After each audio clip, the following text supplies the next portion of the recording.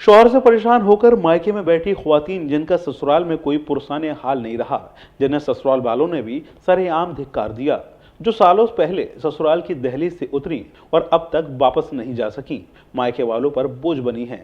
ऐसी ख्वातीन बेटियों को मुस्लिम ख्वातीन बोर्ड उनकी ससुराल पहुंचाएगा। इसके लिए बोर्ड द्वारा प्रदेश स्तर पर अभियान शुरू कर दिया गया है। दरअसल बताया जा रहा है कि मुस्लिम पर्सनल लॉ बोर्ड के अधीन कार्य करने वाले मुस्लिम ख्वातीन बोर्ड ने प्रदेश भर में इस तरह के मामलों की खोजबीन शुरू कर दी है। वहीं काबिले तारीफ बात यह है कि जिन बेटियों की शादियों में दिक्कत आ रही है, ऐसी बच्चियों के लिए अच्छे रिश्ते भी तलाश किए जाएंगे। बोर्ड के द्वारा कहा गया है कि मुस्लिम महिलाओं की भावनाओं से खिलवाड़ नहीं करने दिया जाएगा। वहीं घरों में बैठी ख्वातीन को समझा बुझाकर दोनों परिवारों से काउंसलिंग कर उन्हें ससुराल भेजने की कोशिश भी की जाएगी। मुस्लिम ख्वातीन बोर्ड प्रदेश स्तर पर तलाकशुदा ख्वातीन की लिस्ट तैयार करेगा। बोर्ड का उद्देश्य पीड़ित परिवारों को स्वावलंबी बनाना है, जिससे उनके बच्चों को बेहतर तालीम दी जा सके। शैक्षिक योग्यता के अनुसार पीड़ित महिलाओं को कारखानों, स्कूलों आदि में नौकरी दिलाने की कोशिश भी की जाएगी। उत्तर प्रदेश के बरेली, इलाहाबाद, लखनऊ, कानपुर, वाराणसी में बोर्ड ने काम शुरू कर दिया है।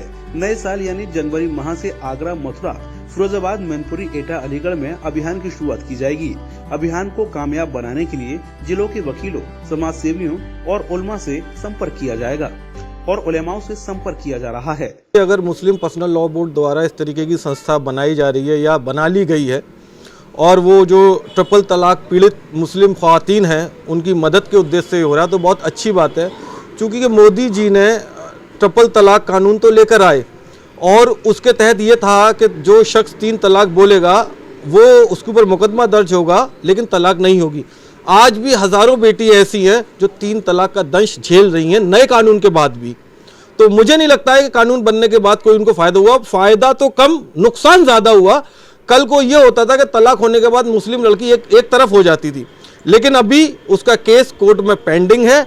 2-4 साल हो चुके हैं, अभी उसको ये नहीं पता कि वो अपने पिता के साथ रहेगी या उसका शौहर उसको रखेगा। तो ये जो काउंसिल तैयार की जा रही है, उत्तर प्रदेश के कई जिलों में कार्य कर रही है। आगरा भी इनका 1 जनवरी से टारगेट है, तो किस तरीके से देखते हैं, क्या लगता है, क्या फायदे होंगे इससे अगर ऐसा हो जाता है?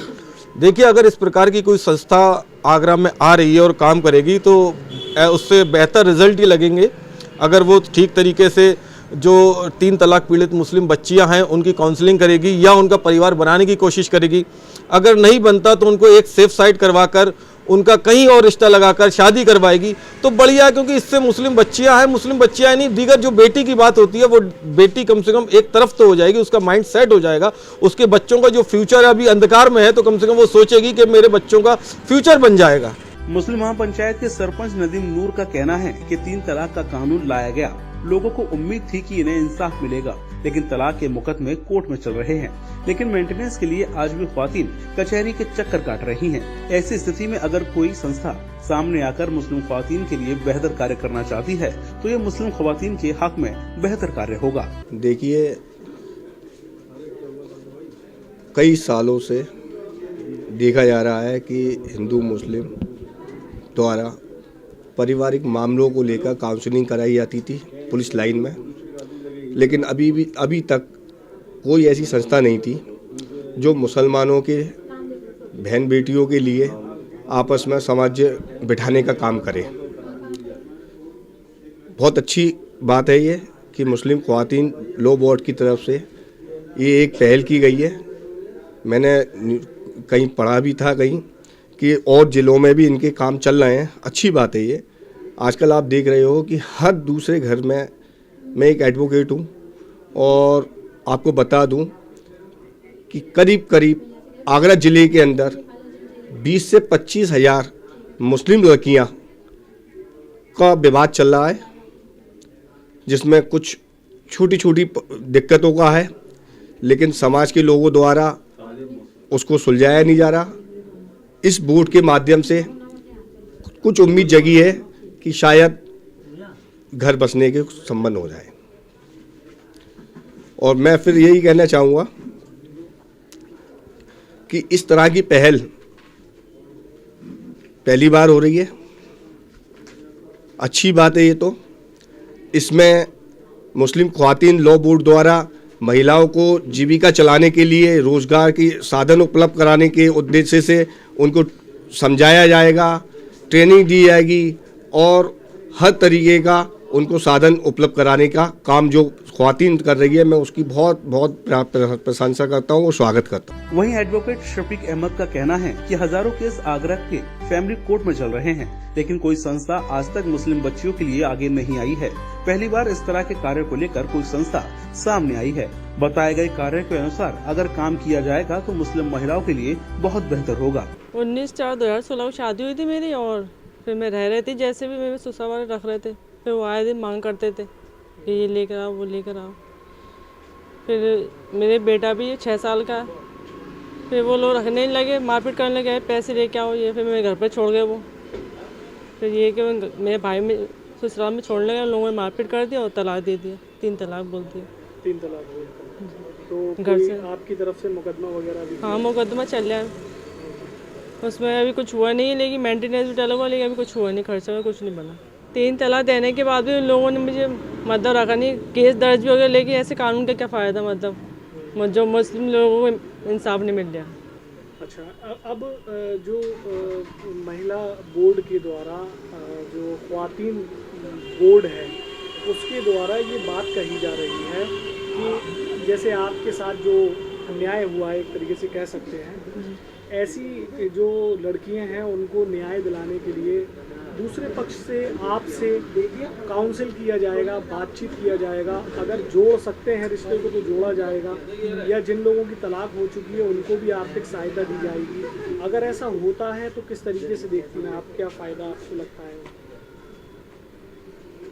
फ़ायदा जो भी हो जाए, मतलब फ़ायदा होना चाहिए। जो तलाक हो आजकल हो रहे हैं, आजकल तलाक ही हो रहा है ज़्यादातर, तो मैं चाहूँगी सबको फ़ायदा हो, मतलब जो मेरा तलाक केस चल रहा है उसमें भी कुछ हो।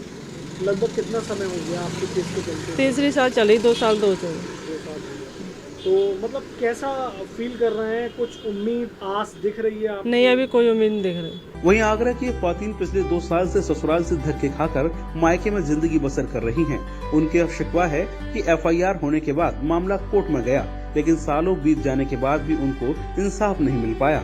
मेंटेनेंस के लिए कब से गुहार लगा रही हैं, लेकिन कोई सुनवाई नहीं हो पा रही है। मैं एक एडवोकेट हूँ और जो 3 तलाक के जो मैटर चल रहे हैं मुस्लिम अधिनियम में, उसमें अधिकतर छोटी छोटी बातों पे पति पत्नियों में विवाद शुरू हो जाते हैं, जिसकी वजह से वो एक तलाक का रूप ले लेते हैं एक दूसरे को देने के लिए। फिर उसके लिए कोर्ट कचहरी थाने चक्कर लगाना, उसके बाद उनका मेडिकेशन वगैरह होना, तो इस वजह से उनके विवाद और बढ़ते चले जा रहे हैं। फिर वो दोनों परिवार अलग हो जाते हैं। अलग होने के बाद महिलाओं को कोई भी मतलब सहायता नहीं मिलती है जिससे कि वो अपना जीवन अच्छे से व्यतीत कर सकें। तो इसलिए बेहतर है कि उनके जीवन को सुलभ बनाने के लिए, एक पारिवारिक रिश्ते को जोड़ने के लिए उनको कुछ सहायता दी जाए एक संस्था की ओर से। उनके लिए आज तक ना तो कोई स्थिति में सुधार हुआ है, ना ही कोई परिवर्तन आया है। हम चाहते हैं कि उन महिलाओं को कुछ अधिकार दिए जाएं। ये संस्था जो कार्य करने जा रही है, जो आप जैसा आप बता रही हैं, तो किस तरीके के फायदे होंगे, क्योंकि आप महिलाओं को रोजाना सुनती हैं? एक तो उनके परिवार में ये होता है कि ना तो बच्चों की लिखाई पढ़ाई शिक्षा से वंचित रह जाते हैं, क्योंकि महिलाएं खर्चा नहीं उठा पाती हैं, गृहिणी होती हैं घर में। तो हम चाहते हैं कि बच्चों की शिक्षा को अधिकार मिले और उनके घर में जो परिस्थितियां हैं, आकस्मिक दुर्घटनाएं हैं, कुछ खर्चे हैं, उनके लिए इन संस्थाओं में कुछ बेनिफिट मिले, मतलब लाभ मिले, उनको कोई रोजगार मिले। जीवन को चलाने के लिए महिलाओं के लिए रोजगार की सबसे बड़ी कमी है और संस्था द्वारा एक सराहनीय कार्य किया जाए, मतलब अच्छा कार्य किया जाए। और मैं चाहती हूँ जो संस्था ने जो कार्य शुरू किया उसको सफलता मिले। परिवारों में हो रहे बिगाड़ को काउंसलिंग एवं अन्य विकल्पों को अपनाकर अगर मुस्लिम ख्वातीन पर्सनल लॉ बोर्ड अपनी जारी की गई गाइडलाइन के मुताबिक कार्य करता है तो मुस्लिम समाज में सुधार और सुकून का दायरा काफी बढ़ेगा। छोटी छोटी बातों को लेकर पारिवारिक विवाद जिंदगी की तबाही के मुकाम पर पहुंच जाते हैं। बच्चे बाप के साए से या मां की ममता से दूर हो जाते हैं। हजारों केस कोर्ट की दहलीज पर गए हैं और बाहर तक न आ सके। आज भी अदालत की दीवारों में कैद मुस्लिम ख्वातीनों के कान इंसाफ से भरे अल्फाज सुनने को बेकरार हैं। ऐसे बिगड़ते मुआशरे में अगर उम्मीद जगाने की कोई पहल कर रहा है तो वो संस्था इंसानियत के लिए मिसाल साबित होगी। इंसाफ के लिए दर बदर भटक रही मुस्लिम महिलाएं, जिनके पारिवारिक मामले इतने आगे बढ़ चुके हैं कि वह अब इंसाफ की आस छोड़ चुकी है। मामले थानों में दर्ज हैं न्यायालयों में विचाराधीन हैं, लेकिन इंसाफ मिलता हुआ दिखाई नहीं पड़ रहा है। ऐसी महिलाओं के लिए मुस्लिम ख्वातीन पर्सनल लॉ बोर्ड, जो कि बताया जाता है Indian Muslim personal law board के अधीन कार्य करता है। ये बोर्ड उत्तर प्रदेश के कई जिलों में पहले से कार्य कर रहा है और अब 1 जनवरी यानी नव वर्ष से आगरा में भी कार्य करेगा। इस बोर्ड के द्वारा में अक्सर छोटी छोटी बातें बड़े बड़े विवादों की स्थिति उत्पन्न ले लेती हैं। मामले थानों तक पहुंच जाते हैं, वहीं कोर्ट तक पहुंच जाते हैं। हजार मामले थानों में दर्ज हैं, वहीं कोर्ट में विचाराधीन हैं। आस लगाए बैठी, इंसाफ के लिए आस लगाए बैठी मुस्लिम महिलाएं इंतज़ार कर रही होती हैं कि उनके हक में फैसला सुनाया जाए। लंबी लंबी तारीखें मिलने के बाद इंसाफ की आस छोड़ चुकी ऐसी मुस्लिम महिलाएं घरों पर थक कर बैठ जाती हैं और अपने मायके वालों के लिए बोझ बन जाती हैं। छोटे छोटे बच्चे शिक्षा से वंचित हो जाते हैं, परवरिश में कमी आने लगती है। ऐसे अनेक मामले जनपद आगरा में भी देखने को मिलते हैं। इन मामलों पर नज़र डालने के लिए Indian Muslim personal law board के द्वारा महिला ख्वातीन पर्सनल लॉ बोर्ड तैयार किया गया है। ये बोर्ड पारिवारिक मामलों के अंदर दोनों परिवारों को बिठाकर उनका गठजोड़ कराने का, यानी उनकी काउंसलिंग कर उन परिवारों के बीच विवाद को ख़त्म करने का कार्य करेगा। वहीं जिन महिलाओं की तलाक़ें हो चुकी हैं, उन महिलाओं को रोज़गार जैसी सुविधाएं, आर्थिक मदद जैसी सुविधाएं देने का भी कार्य करेगा। जब हमने आगरा में वकीलों से बात की तो उनका और समाज सेवियों का और पीड़ित महिलाओं का और वहीं मुस्लिम लोगों का ये कहना है कि अगर ये संस्था इस तरह के कार्यों को अंजाम देती है तो ये मुस्लिम ख्वातीन के लिए बहुत बेहतर साबित कदम देखा जा सकता है। अब देखने वाली बात ये होगी कि 1 जनवरी से ख्वातीन मुस्लिम पर्सनल लॉ बोर्ड अपने कार्य को आगरा में जो करने जा रहा है उसमें किस हद तक कामयाब हो पाता है। कैमरामैन भानु के साथ राशिद हुसैन, डीजी महाराजा न्यूज़, आगरा।